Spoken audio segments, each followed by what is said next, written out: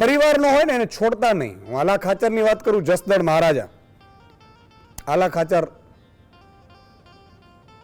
નાની ઉંમરે એ પોતે રાજગાદી ઉપર બેઠા છે. એમના મામા છે, એમની વિરુદ્ધ એક ખેડૂત છે શ્રમિકને, એમને દબાવવાનું, ડરાવવાનું, ધમકાવવાનું, મારવાનું, અને તમે તો અમારું રાજ છે એમ કરીને ધમકીઓ મારી અને વયા જતા હતા, હેરાન કરતા હતા.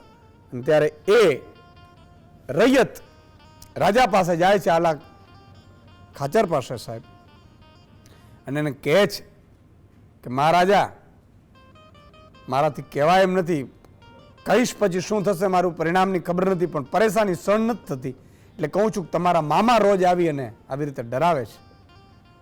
સાહેબ આલા ખાચરે નિર્ણય લીધેલો, સગા મામાને ખીલા ધરબી દીધા હતા જીવતે જીવતા.